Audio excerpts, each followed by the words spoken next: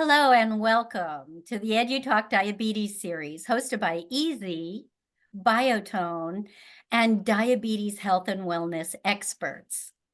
With the daily challenges of diabetes and the interest in health and wellness strategies, the EduTalk Diabetes series supports building your wellness community by connecting you with diabetes health experts who share their knowledge and expertise on topics of concern to provide you the tools and resources for managing a healthy lifestyle. Today's expert is Ruth Werner, a well-known massage industry educator, author, columnist, and retired massage therapist who began her career in 1984. She's an award-winning NCBTMB-approved CE Provider, teaching research, pathology, and related subjects internationally. Additionally, Ruth is author of the textbook, A Massage Therapist's Guide to Pathology, now in its 7th edition. She's host of ABMP's podcast, I Have a Client Who, and a columnist for Massage and Bodywork magazine and Massage New Zealand. Dialysis and kidney transplants. Does massage therapy have a role?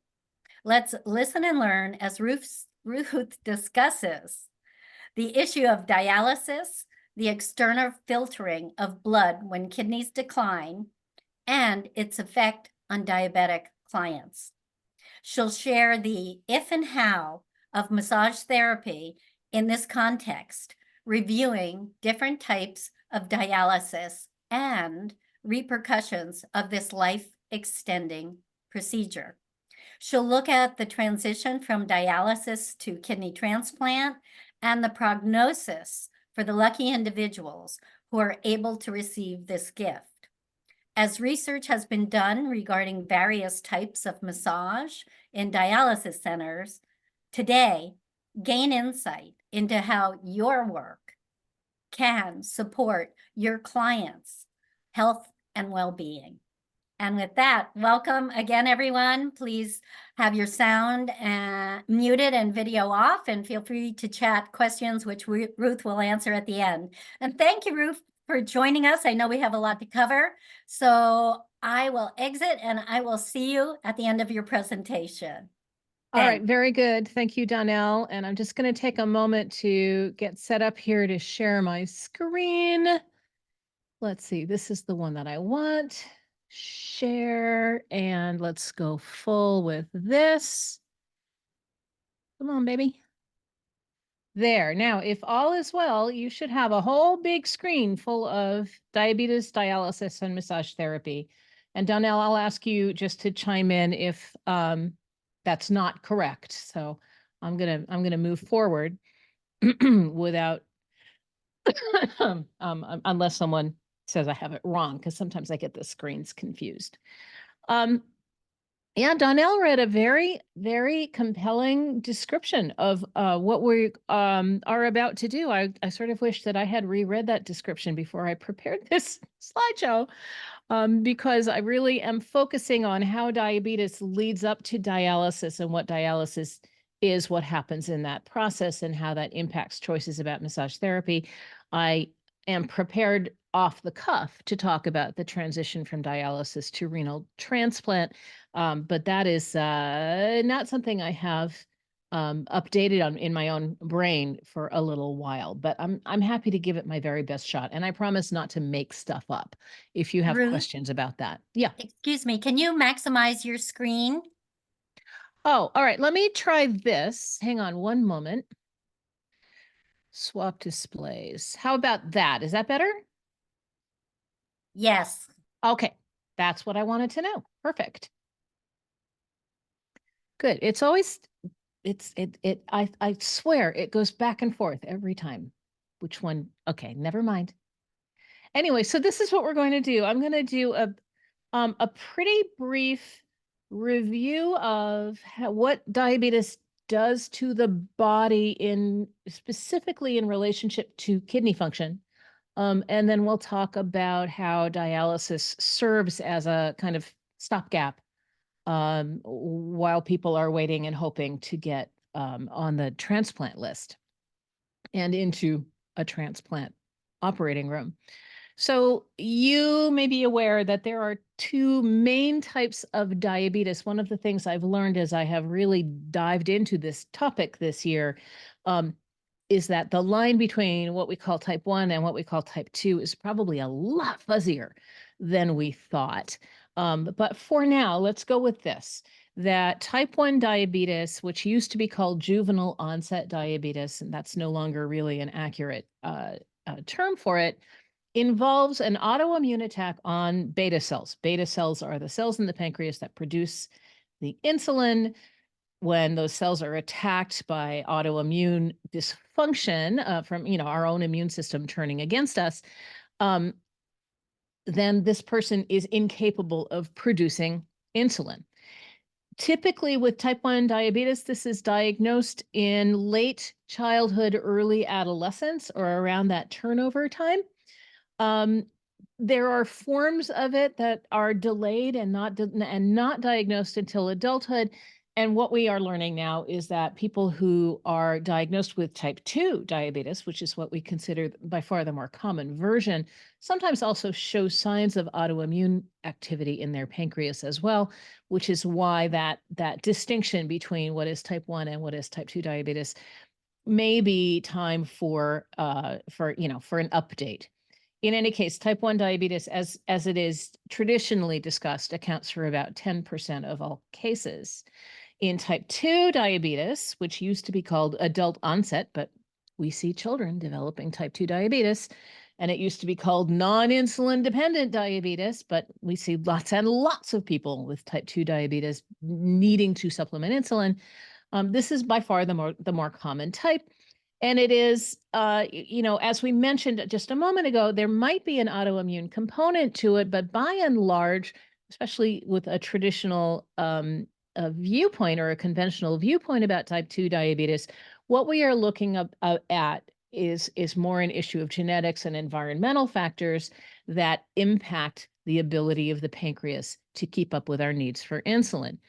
Type 2 diabetes is considered to be preventable and controllable. It takes really hard work. That makes it sound easy. Oh, just exercise and make sure you don't eat too much simple carbohydrates, but that is not enough for a lot of people. And there are people who have successfully reversed type 2 diabetes to the point where they no longer, meet the numerical criteria for having the disease. Those are the exceptions, not the rule. But again, the more we learn about this disease, the more we might be able to anticipate seeing people being able to walk their diabetes backwards a bit, which would be really great.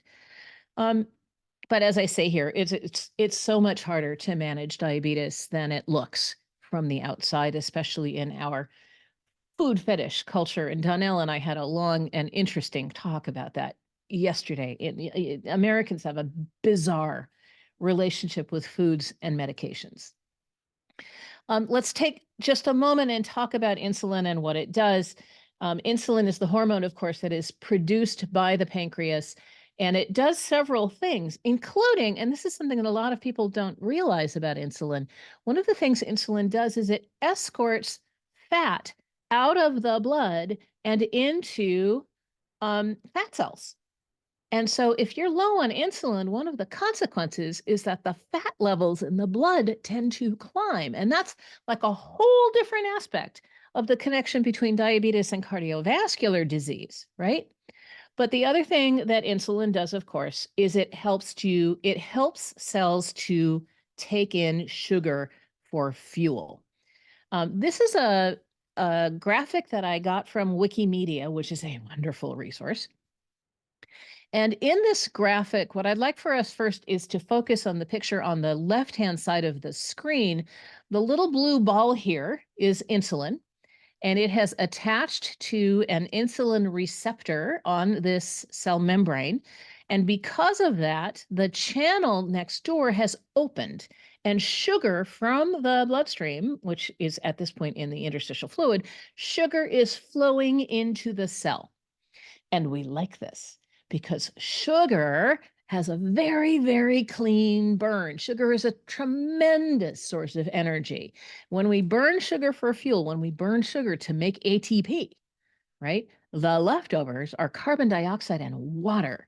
So it burns, or it is consumed, it combusts with very little waste, which is why it's such a great resource.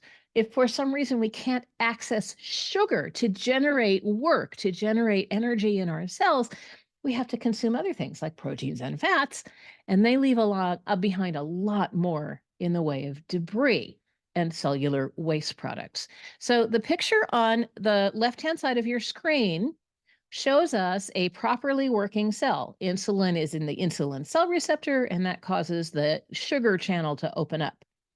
But what happens in type 2 diabetes is either there's not enough insulin, so the channels don't open up, or there is enough insulin, as we see here, the little blue ball on the insulin receptor, but the sugar channel has not opened up, right? So in this case, we might call this insulin resistance. You probably have heard that term. What's happening in insulin resistance is that there's not enough insulin, or the insulin isn't working as well, or both of those things can be happening at the same time. The consequence is that sugar in the bloodstream that should be absorbed by hungry cells that need it doesn't get absorbed. So this poor cell is hungry and cranky and fussy and needs to consume other things that generate a lot more waste in order to make energy. And in the meantime, all this sugar is going to back up back into the bloodstream, where sugar in the bloodstream, I'd like you to think of it as sugar in the gas tank. It wears stuff out. It is very, very bad for us to have a lot of sugar in the bloodstream, especially in the kidneys. So when we think about the complications of diabetes, there are a gazillion of them. And today we're focusing specifically on complications related to kidney function. But when we have this dysregulation of insulin, we're going to have dysregulation of blood glucose. It'll be too high. We supplement insulin. It goes much too low. It goes all over the map, and that's really hard on our body. Without insulin and the ability to get energy from sugar, we're going to have an inefficient production of ATP, adenosine triphosphate, which is our cellular currency for energy. And then we have all this pro-inflammatory action of high blood glucose in our blood vessels and in our kidneys. And there are many, many, many other really serious complications related to diabetes, like peripheral neuropathy and vision loss and skin ulcers and a lot of other things. But again, today our focus is on kidney function. To set us up to talk about that, I'd like to do just a quick visual review of the relationship between kidney function and blood pressure. All right. So you will remember you have two kidneys about the size, a little smaller than your fist. They're pretty small. And they are located between about T10, and they stick out a little bit below T12 on the left and right side of your spine. And the right one is a little lower than the left one. And they are right on the receiving end of the renal artery, which is one of our biggest arteries. And this is on purpose because the kidneys need blood pressure at a certain level in order to do their work. If the blood pressure goes too low and the kidneys don't have enough mechanical force coming in, they won't work very well. And usually that works out pretty well, because what happens then is we retain water. And when we retain water, because we're not making urine, that forces our blood pressure back up again. And that works, right? That's a nice virtuous circle. Okay. But what happens when our blood pressure gets too high,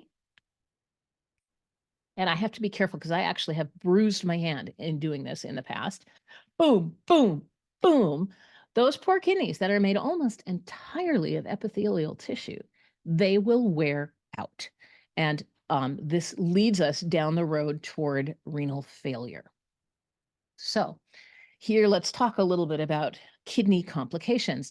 As I just said, high blood glucose contributes to cardiovascular disease, this is going to raise blood pressure. So when we have high BG, high blood glucose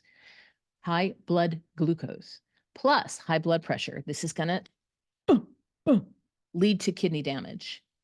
These go together. And together, high blood pressure and high blood glucose, or diabetes, these are the main causes of renal failure in the United States. 45% of all cases of kidney failure in the United States are related to diabetes. And we're going to look at treatment options for renal failure, but none of them are really satisfactory except for a renal transplant. And at this moment, there are 90,000 people on a waiting list in this country, hoping, crossing their fingers, wishing for a kidney that is a match for them. But there are only about 28,000 surgeries conducted each year. And we'll say a little bit more about the prospects there in a bit. Excuse me. So I found this nice graphic that can help us understand a little bit about the relationship between, or help us understand a little bit about how kidneys do their work. So here is a kidney, and you will see, although it's obscured here, the red incoming renal artery, the blue outgoing renal vein.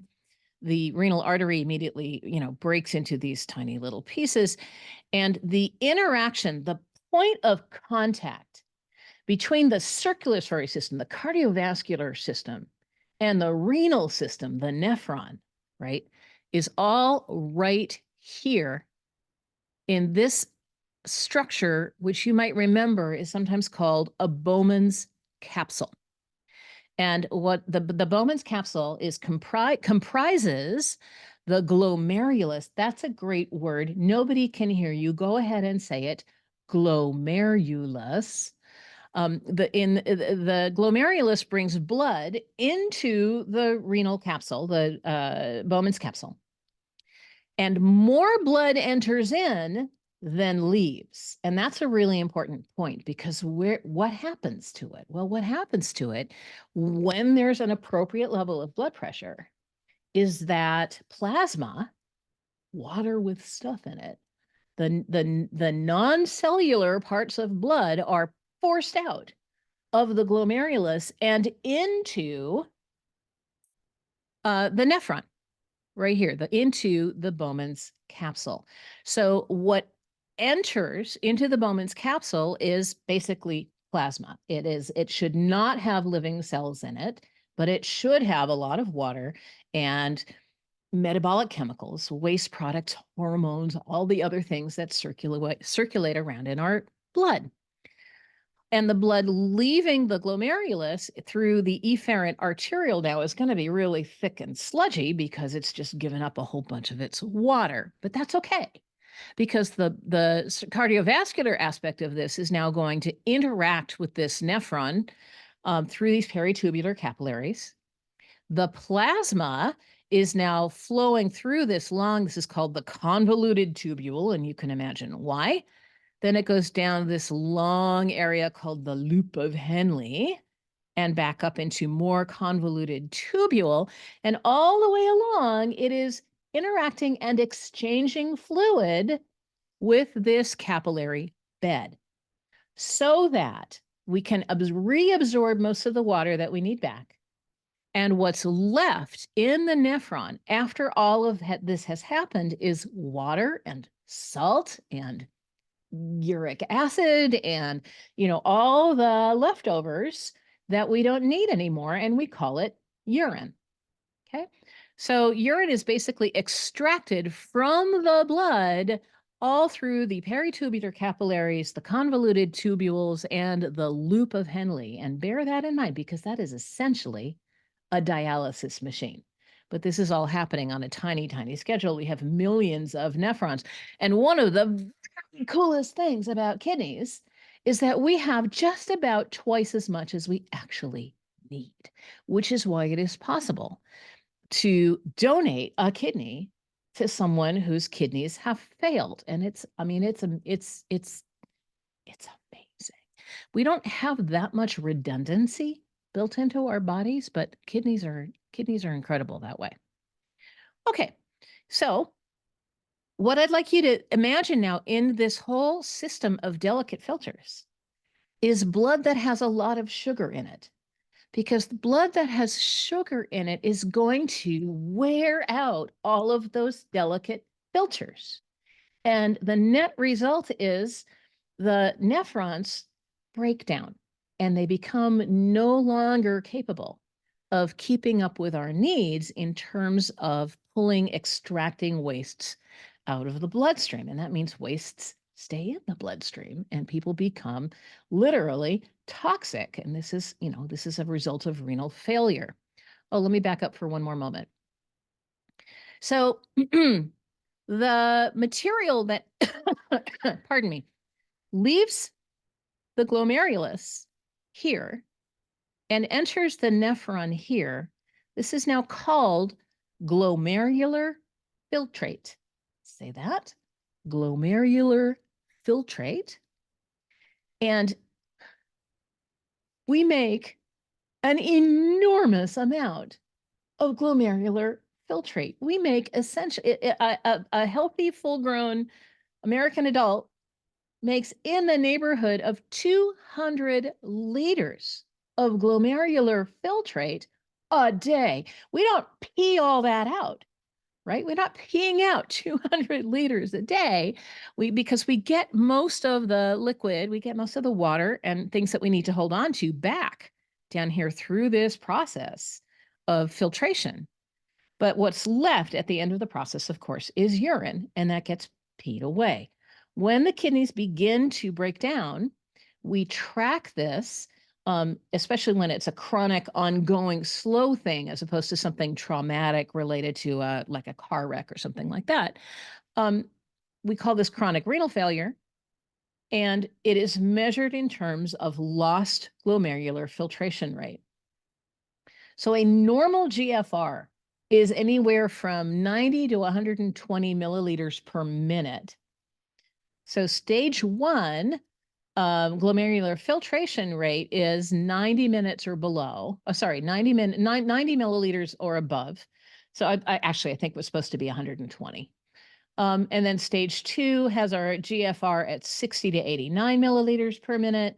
Stage 5 has our GFR at under 15 milliliters per minute. And the other term for stage 5 glomerular filtration rate is end stage renal disease, ESRD. Okay. So bear in mind that we're meant to have, I should have put in a line here for normal GFR. Normal GFR, let's call it 120 a minute. And we can get by on about 1/10 of that and still be alive, but not loving life. Symptoms tend to develop somewhere between stage 3 and stage 4. And those symptoms of renal failure can include things like developing skin rashes and retaining water and feeling sick, having a lot of headaches, and things like that. So, okay, I'm just going to take this moment to check in on our questions to see if there's anything I want to get onto right away. Thanks for joining. Well, okay, we got that fixed. Another diabetes Zoom speaker. Glucose destroys capillaries. Glucose destroys nerve endings. Glucose, too much glucose. Can you speak to the distinction and when during the duration of disease one can expect to have problems with the capillaries and nerve endings? Oh, Lori, that is a fascinating question, and I'm sorry I can't. I'll take an educated guess. I'll take a stab at it, but don't take this as gospel by any stretch. But yes, what we're looking for is a distinction between normal levels of glucose and elevated levels of glucose. And it's when it gets elevated that we're going to see tissue damage. Where that cutoff point probably is going to vary a little bit from one person to another. But my understanding is in someone whose functioning is pretty healthy, the glucose that comes in through what we eat is going to be processed, released into the bloodstream, and then pulled into the hungry cells, which is mainly muscle cells, but also central nervous system cells and some nerve cells, pretty fast. So we shouldn't be having high, really high levels of glucose in our blood all the time. When we take a glucose reading, there are numbers that suggest, this range is normal and this range is too high. But when that actually leads to tissue damage might depend a little bit on the person. I'm going to, let's ask this at the end of Ruth's talk. That's cool. Please clarify. Not sure what I'm clarifying. So get back with me, Stella, and tell me what it is you need me to clarify, and we will move on. That was a great question. Thanks. Yes, chronic renal failure. So let's say someone is in chronic renal failure related to diabetes, although I do want to point out that diabetes is not the only disease that can lead to renal failure. Polycystic renal disease, which is a genetic condition leading to the growth of cysts on the kidneys. High blood pressure without diabetes can lead to renal failure. People can tumors or obstructions in the renal artery can damage the kidneys. There are a number of other things that can lead to renal failure, but as we saw, diabetes in combination with high blood pressure is a really, really potent combination and leads to about 45% of all cases of renal failure, chronic renal failure in this country. So let's say that someone knows that they are at risk for this and they are keeping an eye on their GFR, on their numbers. What can be done about this? Well, the simplest sort of early stage interventions, and let's bear in mind that the early stages of renal failure are typically silent, so we wouldn't know unless we went looking. But the treatment options for early stage renal failure would include things like working to control symptoms, to prevent further complications, and to slow the progress. Kidneys, we have twice as much kidney as we need, but they're not great at bouncing back. Once they're scarred, once they're damaged, they tend not to regenerate well. One of the things we can do to slow the progress of renal damage is to avoid nonsteroidal anti-inflammatory drugs because they are very hard on the kidneys. To adjust our salt and fluid intake. Remember that when we eat things that are salty, that salt can stay in our interstitial fluids. That causes us to retain water. That raises blood pressure and puts extra load on the kidneys. They can get just beaten up by that constant high blood pressure. So monitoring our salt, monitoring our fluid intake, so it's fluid that's really easy to pee away, are really important. And then, of course, controlling hypertension and controlling diabetes to the best of our ability, because the big goal with controlling these diseases is to prevent complications. The other complications of hypertension will be things like atherosclerosis and heart attack and stroke and aneurysm. And, there's a reason heart disease is the #1 cause of death in the United States. Diabetes is the number 7 or 8. It tends to go back and forth between numbers 7 and 8 cause of death in the United States. So, excuse me. So controlling these may stabilize the progression of chronic renal failure to the point where someone doesn't necessarily have to get onto the kidney waiting list. There are drugs that help us pee, that support the kidneys by helping us, helping them in their job of extracting excess water. These are diuretics. And if you have clients who use diuretics, that's a thing we want to know, because it means that their fluid management systems, in this case, we're especially centering on the kidneys, are not functioning well. So our demand on their body to adapt to what massage is bringing about, if we do the kind of work whose intention is to push a lot of fluid around, these are not good candidates for that kind of work, right? Because they're already, needing to pee a lot. That can be overtaxing. And then ultimately, if the disease continues to progress, a person with chronic renal failure will end up having to go on to dialysis. And we're going to describe what this is in just a moment. But I just want to say that dialysis is a stopgap. It is, for most people, not a long-term solution. I read a story about a woman, I think, who managed to live for 20 years on dialysis. Very much not the norm. And we'll say more about that in a moment. But dialysis, again, is just buying time while we are hoping for a renal transplant. So this is a pretty nice display of a dialysis machine. And what's happening here is that blood is extracted. It is sent through these filters, which I'm going to talk through the steps in this in just a moment. Actually, I think it starts this way. Dialyzing fluid is added. It goes through these filters, and then the waste products are pulled off, and the filtered blood goes back into the person.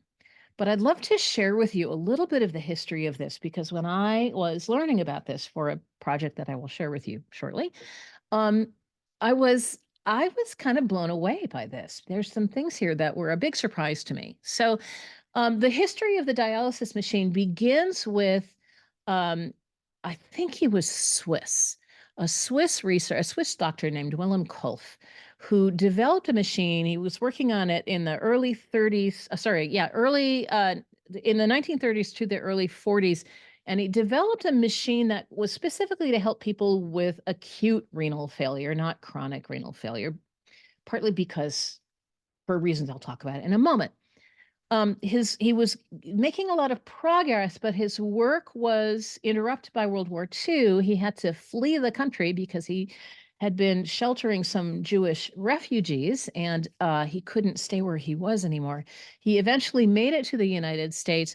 By the late 1940s, he was working further on development of his dialysis machine, but kept running into the barrier of how much damage it was doing to people's blood vessels, because this is not a one and done process. This has to be done over and over again.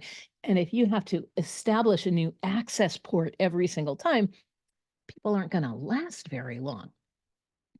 But then something else happened. And here's a little codicil about Dr. Kolff. Later in his career, he went on to help to develop the first renal transplant surgeries and the first heart and lung transplant surgeries. And he died at age 97 in 2009.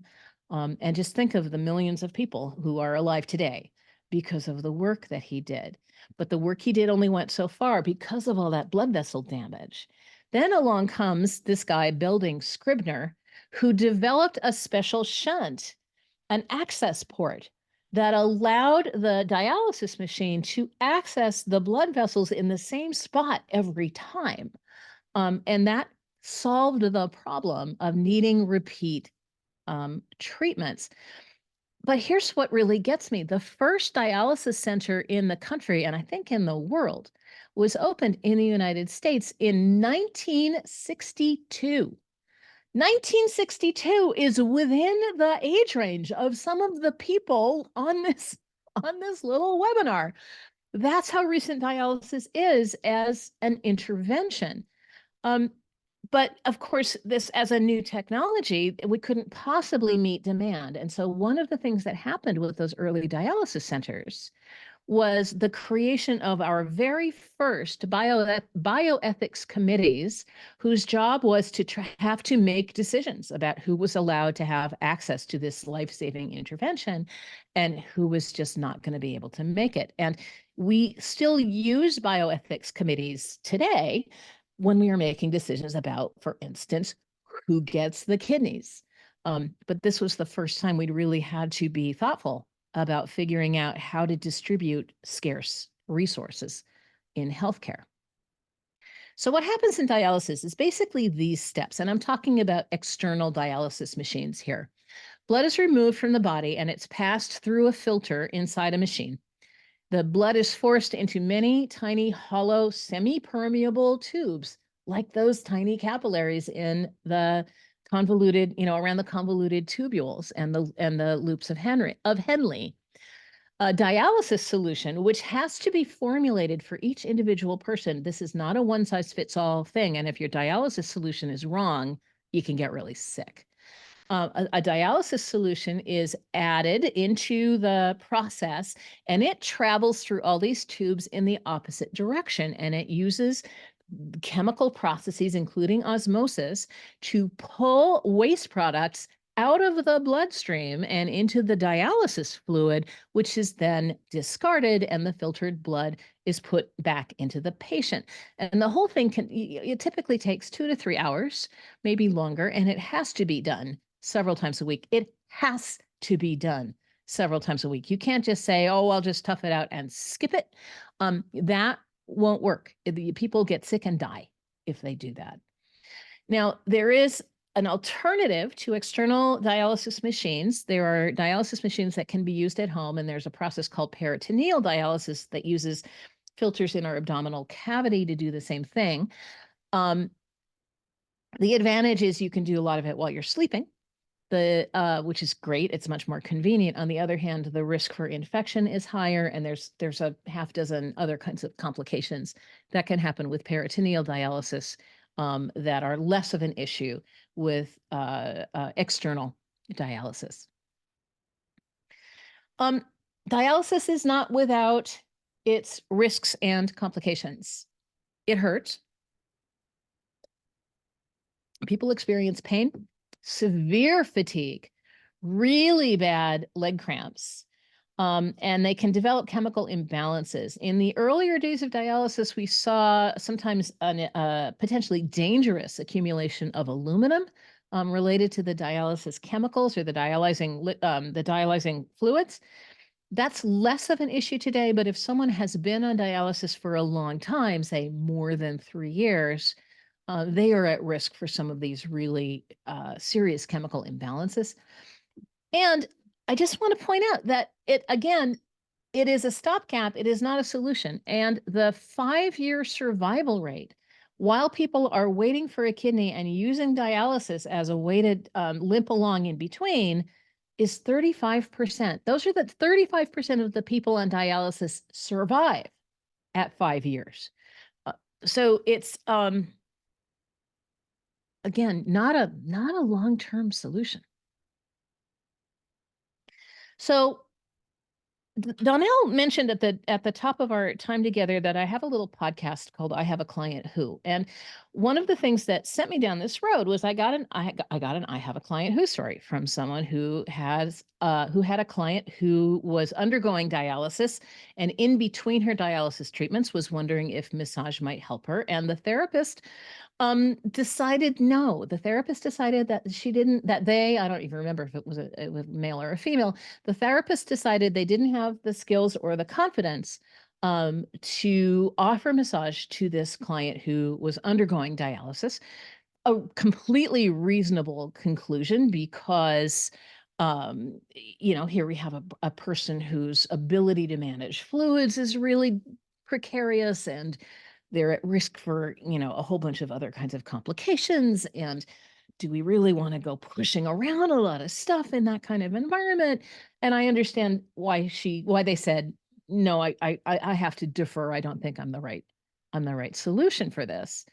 But I urge us to reconsider this and to ask this question: what are the risks for your client who's on dialysis and who wants to receive massage? Well, as we just said, the risks are that they're already having a hard time managing fluids, and that they have an underlying disease, whether it's diabetes or really problematic high blood pressure or polycystic kidneys or some other genetic diseases that might cause their kidneys to not function well. And so we don't want to overwhelm this person's ability to manage their fluids by doing heavy duty rock'em sock'em massage, right? But I bet you have other tools in your tool belt. And when we ask about benefits, well, think about that. The symptoms or the complications of undergoing dialysis include things like fatigue and terrible, painful leg cramps. And can't you imagine being able to offer massage that might mitigate some of these risks? And the answer I bet for a lot of you is, yeah, I think I can probably figure out a way to do this. And so what your question comes to is A, what does my client want to achieve? Right. And is that a realistic expectation? But then B, can I design a session or a session series where I can keep those risks about overwhelming a delicate system and, working with someone who has underlying health problems? Can I keep those risks under control while maximizing benefits around fatigue and pain and leg cramps? And I have faith in you. I bet you can figure out a way to do this, especially if we go slowly. Maybe start with shorter sessions, get a lot of feedback about how things go and what their repercussions are, say on the next day. And that can turn into a really beneficial and fruitful relationship. There is some research on this topic of massage and people undergoing dialysis. Most of it has been done in dialysis clinics. So a person will go and get hooked up to their machine and they will receive massage, typically foot massage, while they are receiving their dialysis treatment. And the follow-up questions there are usually about pain, fatigue, and leg cramps. And then there was another study that was actually done for people between their dialysis treatments, specifically watching what happened with leg cramps, and they had some good success there too. But really, this is small scale and just on the starter end here. I would love to see massage therapists, maybe if you have clients who are on dialysis, maybe undertake to write a case report so you can describe what your client experiences with a kind of, with the massage that you do, that you would have to describe very carefully, and you'd have to, provide a rationale for why you make those choices. Donnell has prepared for you a handout that has all of these slides, and so I'm offering you a handful of links here that might be interesting to you to follow up with. So that I have a client who podcast on dialysis was episode number 377, and I've given you the link here. It's just abmp.com/podcasts, and you can look for it there. I have 2 recent articles in Massage and Bodywork magazine, and that is available to anyone. You don't have to be an ABMP member, that they make that available to the public. One of them is quite a big article. I think it was an insane number of words. It was like 5,000 words or something, called Deconstructing Diabetes, where I really take a deep dive into some of the things that we talked about today. And then I followed that up in the following issue with this article, Renal Failure, Dialysis, and Kidney Transplants.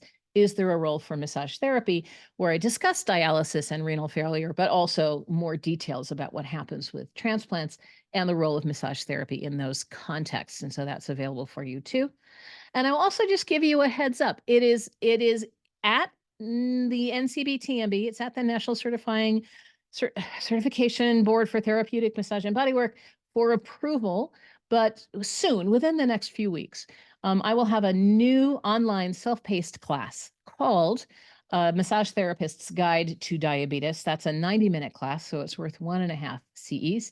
And if you would like to follow up with that, be sure and visit me at ruthwerner.com and get on my mailing list. And then when that class is ready, you'll get an announcement about that. And with that, I'm going to say thank you so much to Donnell and to Biotone. I want to also, because I forgot to put the graphics for them here, to just, remind you that Biotone has some products specifically for people who have diabetes that I think are definitely worth exploring. And now, Donnell, if it's okay, I'm just going to open the chat and see what else has come in. I think it's great. And Lori submitted, as she said, a few questions to choose from. And that would be, what would be the #1 question a massage therapist should ask a diabetic patient during their intake interview, assuming diabetes is listed on the intake form? The second question is, Wait, no, let me do that one. Let me do that Okay. one. You'll Okay. do the All right. So you know, of course, this is an impossible question because there's a million questions, but there are two that you have to ask, right? One is, what do you want to accomplish with massage?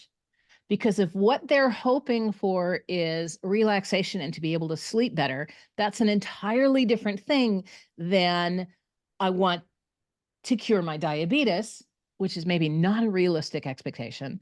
And that's an entirely different thing than I sprained my knee and I need to be able to walk because exercise is really important for my health. And so I want some help with my sprained knee, right? So the first most important question is, what are your goals for massage? You know, and that's number one. And number two is, how does diabetes and diabetes treatment impact your life? And, you know, that's a big open-ended question.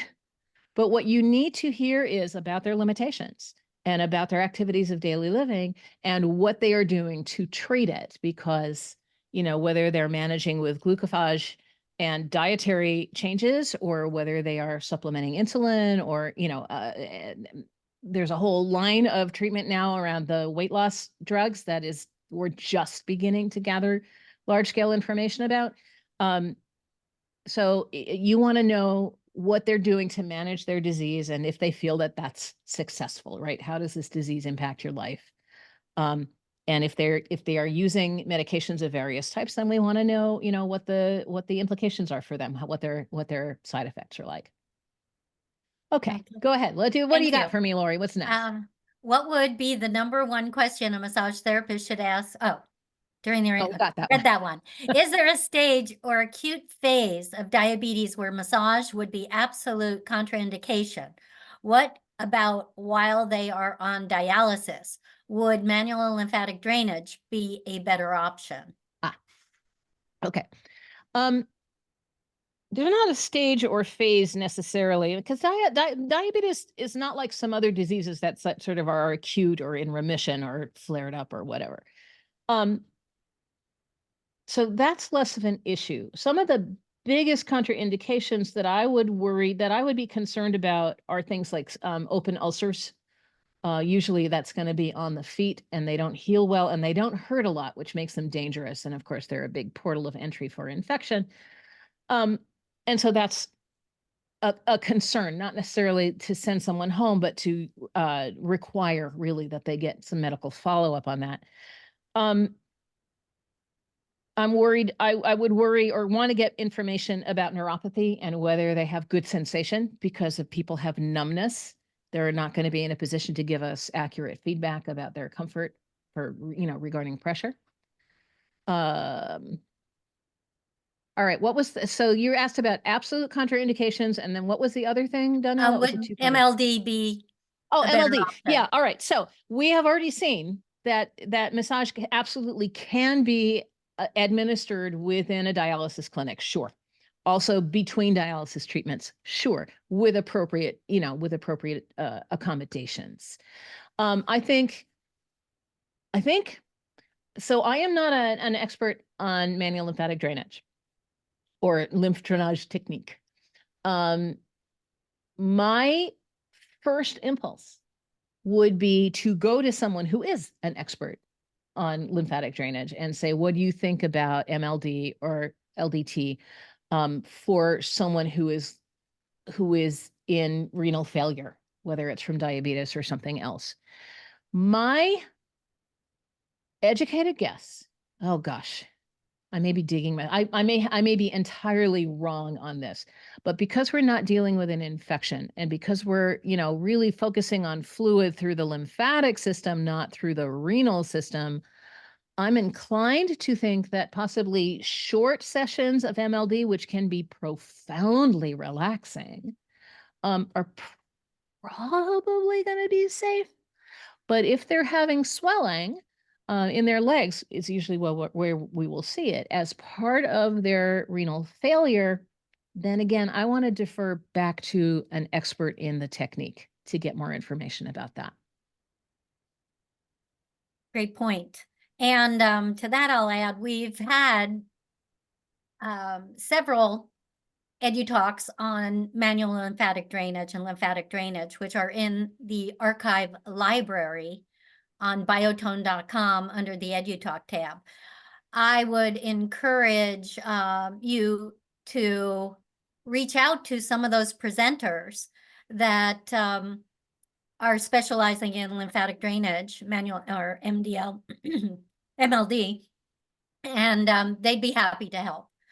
It's a wonderful community where people share information. So I'll include their names and contact information in the follow-up Good tomorrow. idea. So keep an eye on your inbox. I'll mention a little more about that in a minute. What causes the cramps during dialysis? Is magnesium being filtered out and some of the waste with some of the waste products? Would someone on dialysis benefit from leg massages on a regular basis? I'll answer the second part first. Probably yes. And for more specific information, excuse me, for more specific information, I would recommend that you go to pubmed.gov and do a search for dialysis and massage. The study that you're looking for, one of the authors is named Diane Masnardo. There aren't that many studies, so it won't be that hard to find.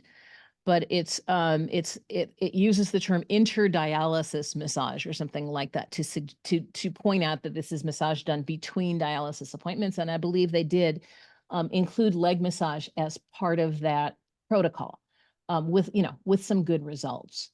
So as long as the skin is intact and the tissue feels healthy, right? It's not boggy, it's not edematous, and it's warm and pliant and responsive. My guess is that leg massage is going to be absolutely wonderful for people who are really, really bothered by leg cramps. In terms of what causes the leg cramps during and also between dialysis, it probably has something to do with electrolyte shifts.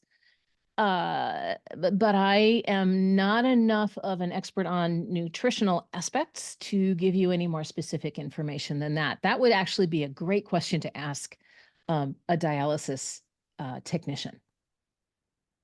Well, thank you.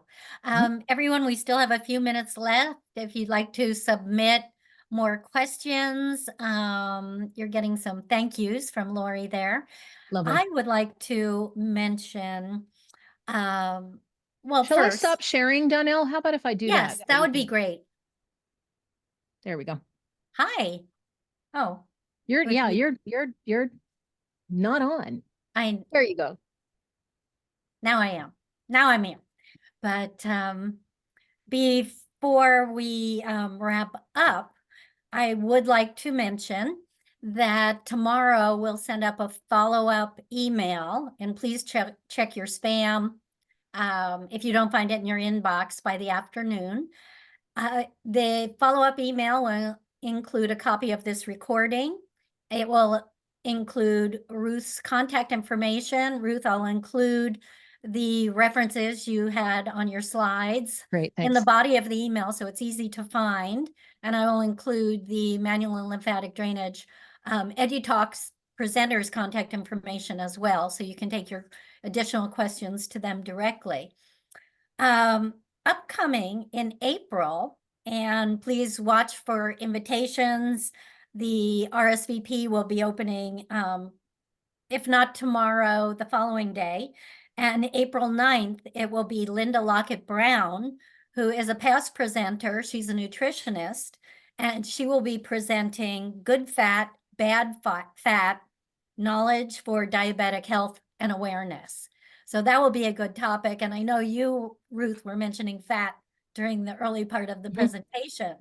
So I'm curious to see how this all there's a role between insulin and what we do with dietary fat. So she'll know more about that than I do, I'm sure. Oh, great. So that will just be a good one as well. And I'm looking forward to that.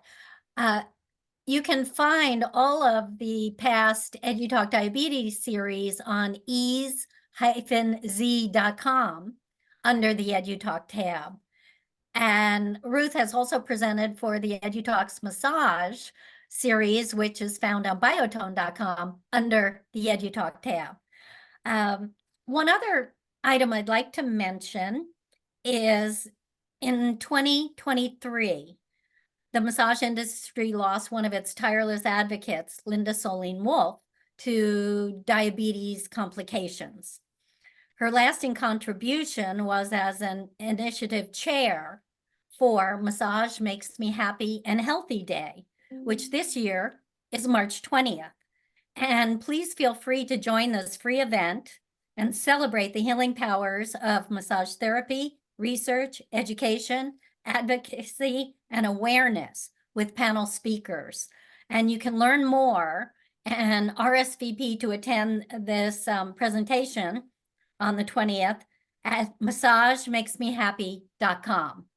And I'll include that in the follow-up as well. That was really Linda's initiative, wasn't it? I mean, I remember. It She was a great stalwart person she did so much for our profession, especially for students. She would put together these amazing student day events, and her death was a sad loss for all of us. Yes, it was. And her legacy, Massage Makes Me Happy and Healthy. So mark your calendars for the 20th and check out the website, massagemakesmehappy.com. And Ruth, in closing, anything you would like to add? I would like to just say thank you to everybody who took time out to join us for this. I really love being around people who are excited to learn things, and I'm really always honored to be part of that. You have my contact information. My website is www.ruthwerner.com. If you're not already, just pop on my mailing list, and so you'll get a heads up when new classes come out and other things are going on. And Donnell, I'll just finish by saying thank you so much for making this platform, and I'm thrilled to see how much traction you've gotten with this. Because when you first started, I was like, okay, I'll help. But I really wasn't sure where it was going to go. Well, it's amazing, and it is lifelong learning. Yeah. And I thank you as educators, and I thank all our audience for all the work they do for the massage profession. And I know we might have professionals from other fields. So thank you for all the work you do. Lori is closing out with, our school is an ambassador for this program, and my students will be providing chair massage on the 20th to celebrate the Massage Makes Me Happy Day. Oh, that's lovely. Lori, please give my very best to your students. Well, thank you. And thank you everyone for all you do. Be safe. Join us April 9th with Linda Lockett-Brown, Good Fat, Bad Fat, Knowledge for Diabetic Health and Awareness. Great title. And join us for the massage series. Watch your in-basket. And thank you everyone for all you do. Take care. All right. Thanks. Bye-bye.